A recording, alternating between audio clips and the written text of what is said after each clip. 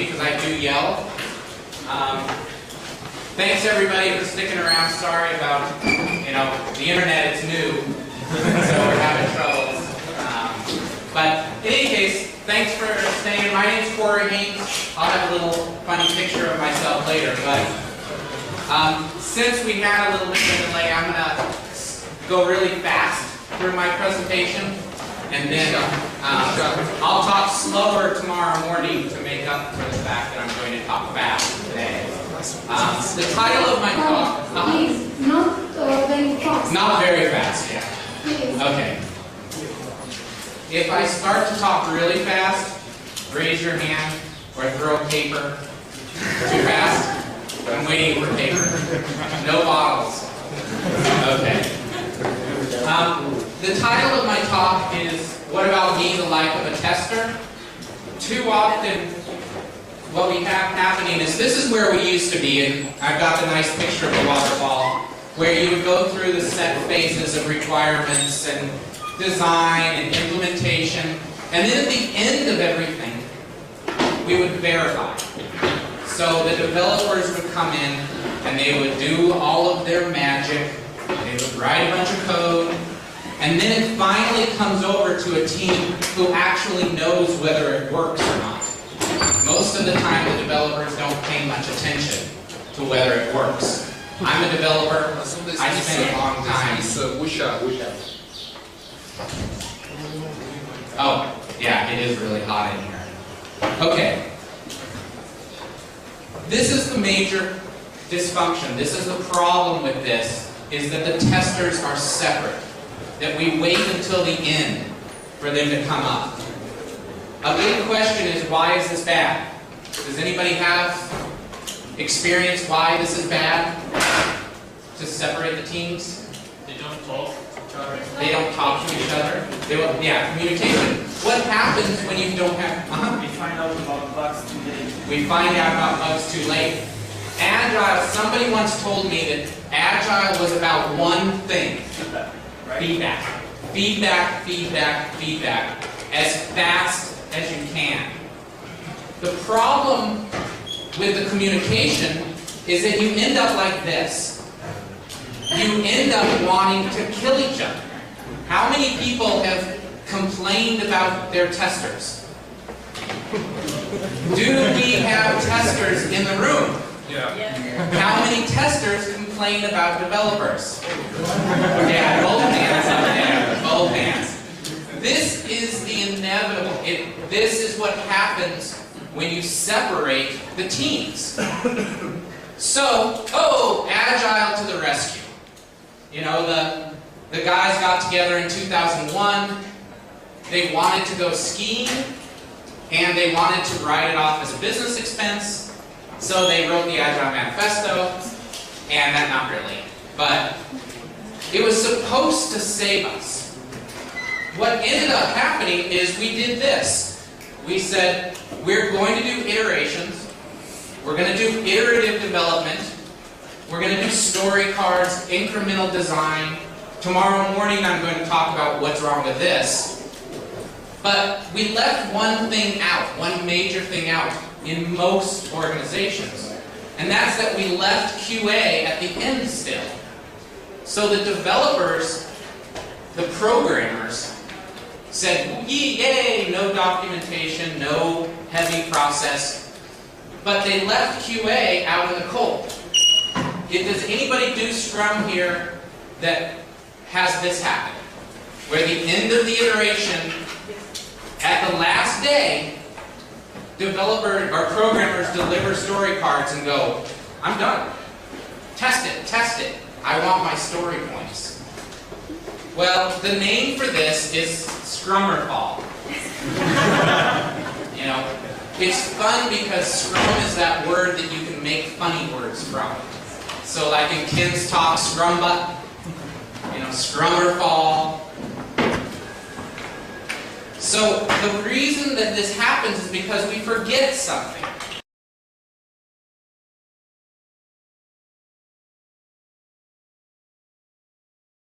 And we forget something really important. And that's that Agile is not about the programmers.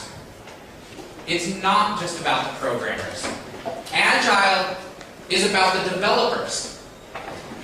And developers, by definition, by the word, is people who work on developing a product. Everybody on an Agile team is developers. If you are working to develop software, you are a developer. Now, there's programmers in there. I'm a programmer. There's testers in there. There's analysts. Everybody on the team. If you have an Agile team, why not say everybody's a developer with different roles? So that's kind of the background. This is what I'm going to talk about today. Here's a book. I brought a couple of these that we're going to give away. Somehow, we'll figure out a fun way to give them away. I have a lot of crazy ideas for ways, not throwing things at me. So what we're going to talk about is we're going to start by reviewing the Agile principles.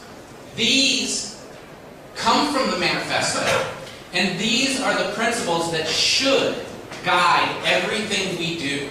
Everything you do on a day-to-day basis, on your job, I think in your life, but I'm kind of weird like that. We're going to then talk about during an iteration, what should the tester be doing in each part? And then we're going to talk sort of a summarize with the key success factors. A lot of this stuff is a combination of the stuff from this book and the stuff that I've seen and the stuff that I've talked to people about. So in any case, here's me. I'm the one with flesh. And that's Sue in the background from the Chicago Fields Museum.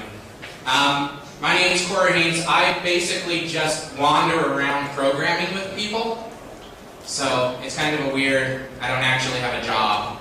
I just wander around and program. So, good enough. Okay, I'm going to get rid of this slide real quick because nobody likes big long lists of things and I can't really read it. So I think there's 12 of them, if I remember correctly. So we're going to go through real quick what the Agile principles are. The number one, of course, is feedback. Everything about Agile comes down to wanting feedback. I want feedback as to whether my story works, whether or not I'm actually doing the correct story. I want feedback whether my code works. I want feedback whether I break it. Everything's about feedback.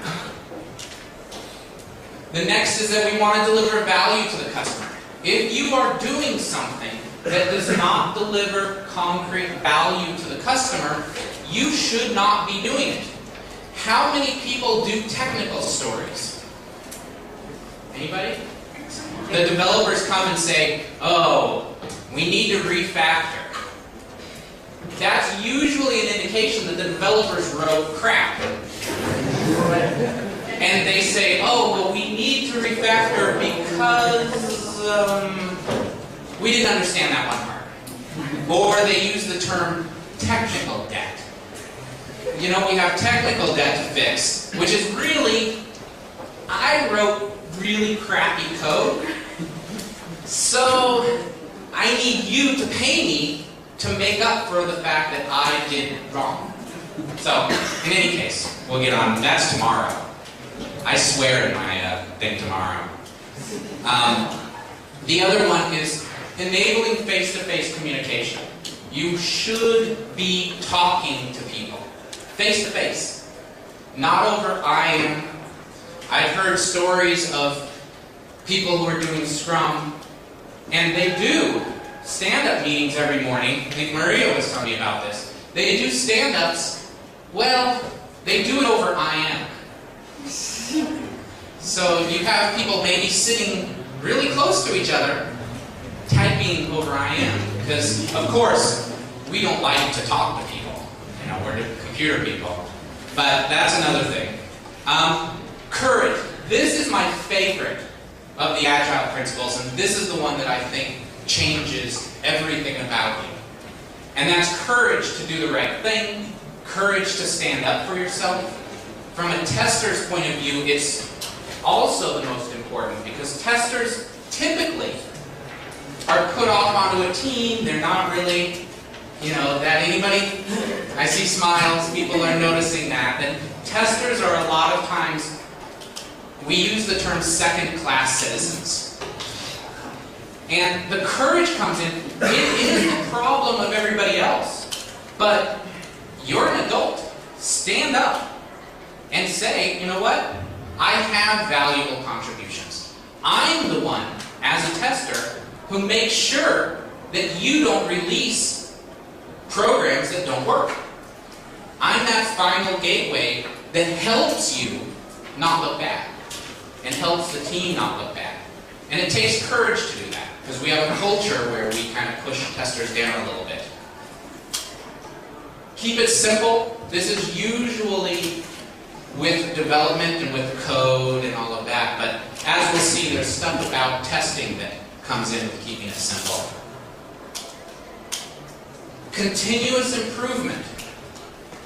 Testing is not something that you just sit and click around on your application and see if it breaks. You should be learning new ways to test. Learn automated testing tools. There's always new tools coming out. Go learn them. I found testers who didn't want to muddy their hands in automation tools because they had to do a little bit of scripting. And scripting, well, that's programming. No.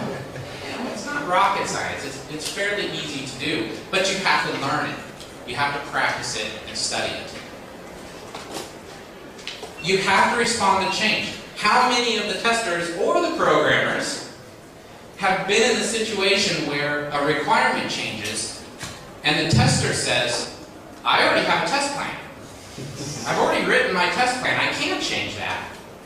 Well, yeah, you can. It's words on a piece of paper or it's a script. Developers have learned, well, some developers have learned, and we'll talk about that tomorrow, how to respond to change effectively.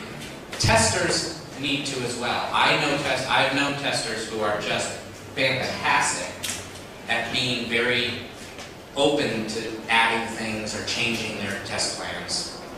And self-organize. Testers need to self-organize amongst themselves, but the team itself, as Ken was saying, one of the main problems that happens is the team does not know how to self-organize. And that's something that you need to be able to do, and the tester is part of the team. And of course, the focus on people, I don't have to explain that, it's focus on people. And of course, my next to courage, what I think is the most important Agile principle, and that's enjoy it. Programming and development and testing, all of this is fun. It should be fun. I've been on teams where we have an enormous amount of fun. We laugh, we throw footballs around. When things work, we cheer, and when they don't work, we cheer, and we do all sorts of things. And when you walk into our room, we all look like that. More or less. More or less. Okay. Now, that's all fine and dandy. That's a review. Everybody knows those principles, of course, because everybody said they were, or most people said they were doing Scrum. That's an Agile methodology. Those are the principles. Has everybody seen those principles before? Yeah, okay. Everybody has. Good, good. Those are the principles that you should have on your wall with that picture. So, the role, as the tester goes through an iteration, they have a very important part to play at each stage. These are the stages. I'm a wonderful artist, so notice my great arrows and stuff. So the first thing you do in a project is you do release planning. Then you go into your iteration planning and kick off. You code and test. Then you wrap it up. Then you do another iteration and you get into that cycle. Cycle. And then at the end, You do some testing at the end, sort of the last steps before your release, and then you come in and you do a release. So we're going to kind of walk through some of these and talk about what a tester's contribution is at each stage. So one of the biggest contributions that a tester can make at the beginning of the project is keeping the big picture in mind. Programmers like to go down to the details. They like to get down and talk about the algorithm and, this is the way I want to do it. I'm going to loop here and I'm going to build this object. Good testers have a very wonderful talent to be able to step back and say, well, yeah, but that's going to cause this other piece of the application to fail. Testers need to do that, and they need to do that throughout the project lifecycle.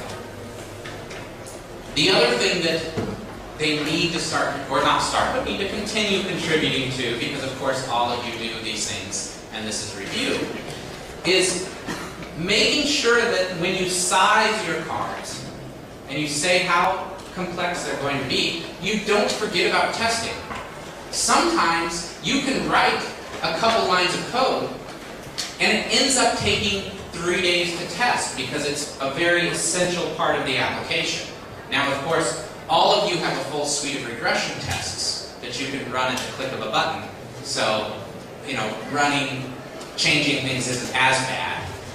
Prioritizing testers, because they can keep the big picture in their head, they can look at a list of story cards, and even though there may be ones that make sense from a development or from a programming perspective or from a business perspective to do first, a tester can come in and say, well, yeah, but if we did this one first, another one first, it would make the testing flow much easier, or much more easily. The other thing is keep the focus on value. The testers have usually a great talent of making sure that the programmers don't go off into some la-la land trying out something new. I've done it before, and the best testers that I work with reach across the table, slap me on the forehead, and go, no, that's not going to add value. Because programmers like to program. And of course the planning. This is I think, the least interesting part. But you have to plan how are you going to be doing the testing and plan your test environment, what data you're going to have, things like that. And of course the last, which is another important thing, is part of the feedback principle of Agile, is visibility planning. How are you going to make your test plans visible? How are you going to make it visible to show how many test plans or automated tests are passing? And defects. How are you going to report defects back to the programmers, to the team, to the whole team, the development team? Okay, that's that. During iteration planning and kickoff, usually what you want is for the testers to come in with a set of automated tests for the story cards that are going to be chosen for that iteration that you're going to go over. Not all of them. You're not going to have all of the little edge cases, all of the error conditions. Instead, some nice ones, I call them happy path. The test plans that kind of say this story should do this. And that's called driving by examples. You come in, you give them examples. If there's a question about the way something works, come in and ask. There's a guy named Brian Merrick, and he kind of coined this phrase, which a lot of us pass around. An example would be handy right about now. So when you get into that iteration meeting and you start arguing about the details of a story, it's good to pause and go, wow, an example would be handy about now. And ask your business customer, could you give us a concrete example? And testers tend to be very good at this because they usually stay away from diving way into the details. And so they can watch as people go down rabbit holes all over the place. They also do a great job of sizing stories, of keeping track. The programmers like to program. Programmers, traditionally, I know programmers who are better at this than others. I'm fairly bad at this. Figuring out just how complicated something is going to be. It's like, I just have to write a couple lines of code, I'll write a loop here, I'll do this, this, and this. Testers can come in and make sure that we're not biting off more than we can chew, or than we can finish. Bringing in what's the approach for testing. That's sort of some of the roles that you play during the iteration planning. Then the coding starts. And one of the things that I've done with testers that has really been a fantastic thing is pairing with them. Is I actually bring a tester over and I pair on them while I'm writing my unit test. Everybody here does test-driven development, of course? Aren't you on Agile teams? Excellent. So you pair with the testers on writing those tests, figuring out what it takes to effectively unit test this. Of course, the testers come in with their automated tests, tests that critique the application, and regression testing. You should have a full suite of your automated regression tests. You can run those. You can help the developers understand what's failing. One of the really important ideas is when things fail, pair with the developer, pair with the programmer to figure out why it's failing. Testers a lot of times have insight into perhaps another part of the application that's causing it to fail. Bug management. Of course, this is the testers, their domain. They're the ones who find the bugs and throw them back over the wall, piss off the developer or the programmers. I can't reproduce it. Everybody have not reproducible in their issue management thing? Yeah, that's a nice one. Why do we have not reproducible? Bad bug reports. Bad bug reports. I was on a team one time, we took not reproducible out of our issue form. It was no longer a valid response. What we ended up doing was we ended up automating every bug report. So every bug report came with a script that showed how to reproduce the bug. And you just click the buttons and it showed the programmer what steps were needed to do it.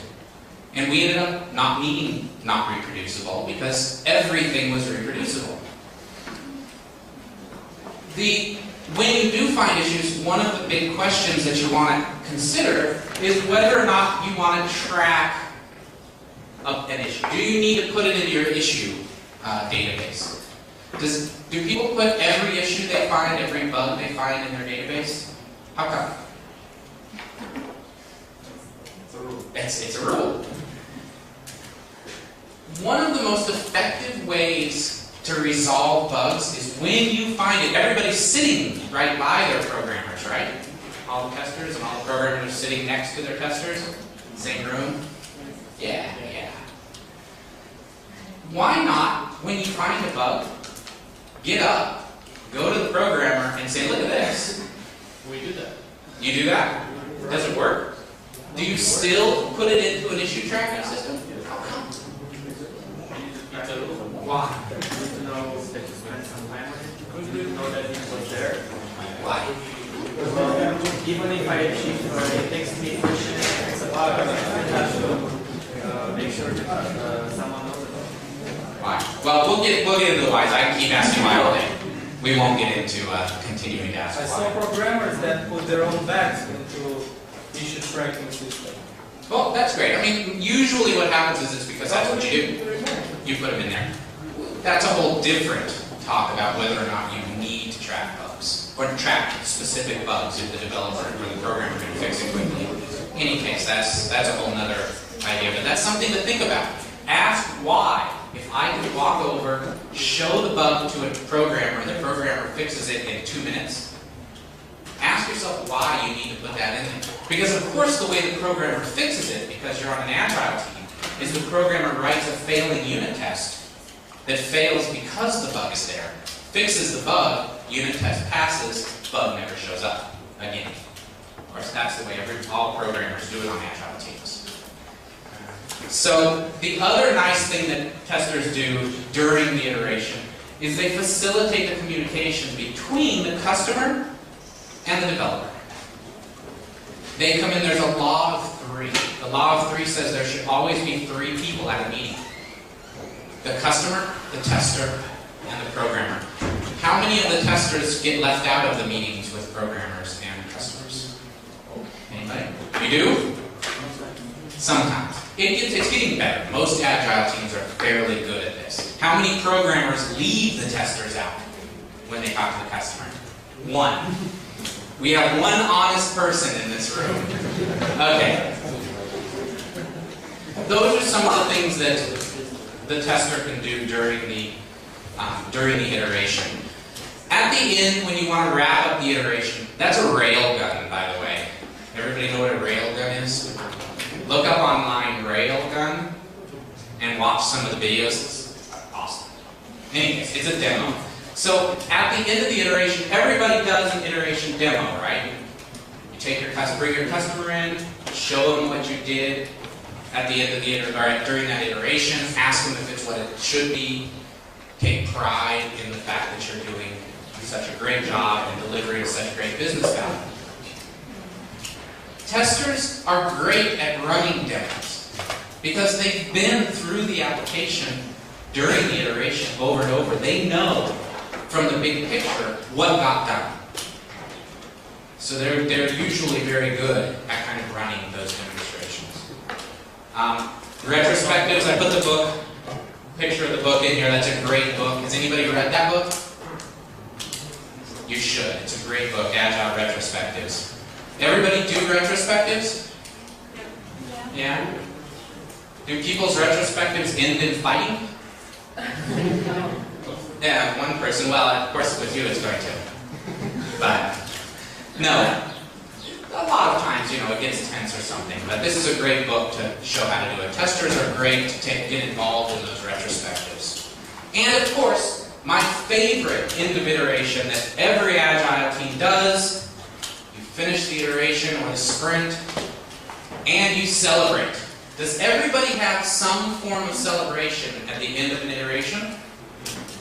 You should. You just finished a bunch of business functionality. There's a very good chance that you almost finished everything you said you were going to do. It's worth celebrating. Don't go out and, make the company buy you new cars, but order pizza. Or, as I prefer, bring some beer in. But, as I don't work in companies anymore. May have a reason with that. But celebrate. It's important to sit down with your team and look at yourselves and say, we did something good. Very important. It keeps the morale up. The end of the game. This is after all of your iterations. You're ready to do that kind of, my project's done. I've done maybe a few releases. And the tester, this is really when the tester comes into fruition, shines, takes over the run of everything. The programmer's done all their stuff. The tester comes in and kind of leads us to elevate, to release this product to production. They're responsible for taking the release candidate. Look at the release candidate and make sure that it installs. Make sure that it doesn't have anything that when you load it up, it blows up and doesn't run. Tester is responsible for going to the staging, putting it onto the staging server, running a suite of regression tests, making sure that the application is good. And then what often gets left out from the tester's perspective, the programmers sometimes do this. A lot of times they try to bring technical guards in to do it. And those are the non-functional requirements. Things like security, things like performance, things like, did I say security? Yeah. There's a couple others. Non-functional. Scalability. Very good. Very good. Integration testing, bringing it together with external systems. You know, most of the time we're actually writing applications that integrate with some external site, whether it's Google or it's a banking site or a credit site. The testers are responsible for making sure that those integration points work. The data conversion, working with the programmers to make sure that if we've changed the database, we can upgrade the database effectively, change the data. And of course, installation, making sure that it installs properly, running those regression tests that we've spent all iteration writing in some sort of automated tool. And then we have a big celebration. I don't have another slide. I'm sorry.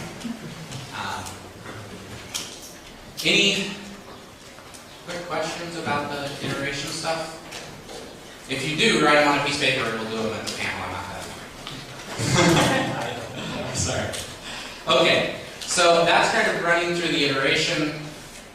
I know I kind of went through it fast, but we're trying to keep it so we can get to the panel and you can hear from other people who have great ideas, or from other people who have great ideas. So, in order to be really successful, there's a few things that you need to do, and that's kind of what this talk was about. It's important to have that whole team approach. It's important that as testers you stand up and say, I am part of the team, we are all developers. We're all doing very important roles throughout the iteration. It's important to adopt an agile testing mindset. So you want to make sure that the things that Agile preaches, continual learning, you know, working with others, face-to-face communication, all of these things, you keep in mind.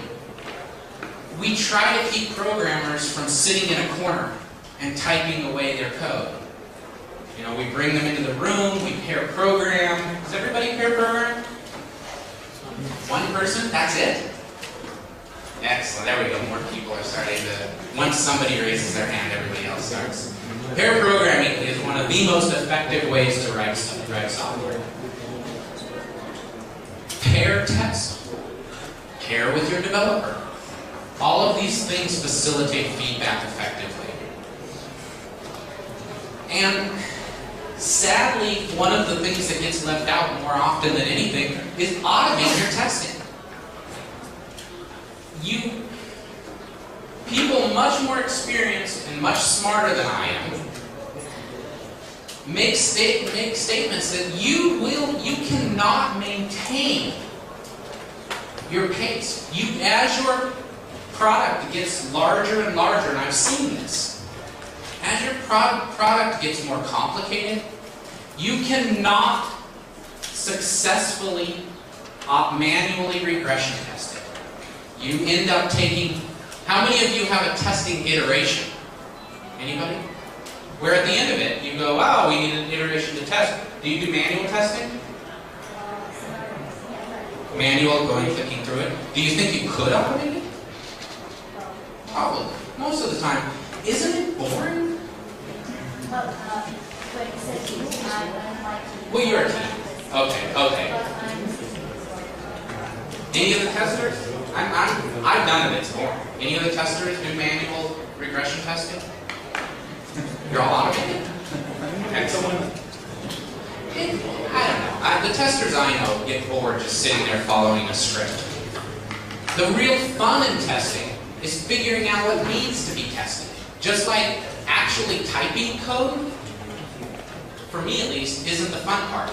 Figuring out what code needs to be written is the fun part. I got in trouble once for saying that following a script was monkey work. So I won't say that, because I had a friend get really mad and not talk to me for weeks because I said it, so we'll strike that from the video. The real key is that you should figure out what needs to be tested. That's why we have brains. And then automate it. Figure out how to use an automated tool and do it. You don't have to do it on your own, because of the fact that you're a whole team and you're sitting next to a programmer who has a lot more experience writing scripts and writing code.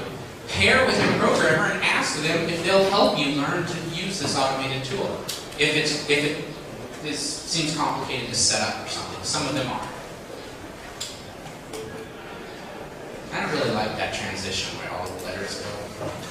In any case, I tried it out. Provide and obtain feedback.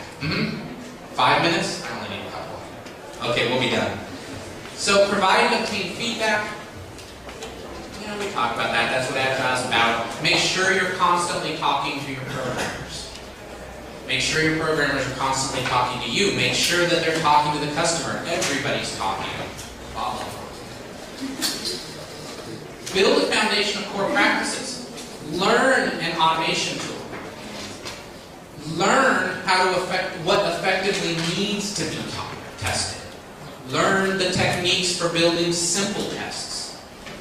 Learn when you need to test what. All of these are core practices that you can use on any project. Collaborate with customers. I'm not even talking about that, it's obvious.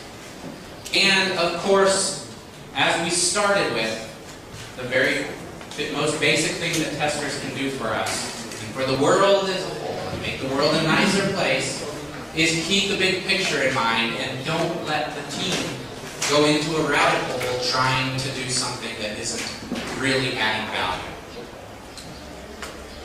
Alright, thanks. That's my contact if you want to talk.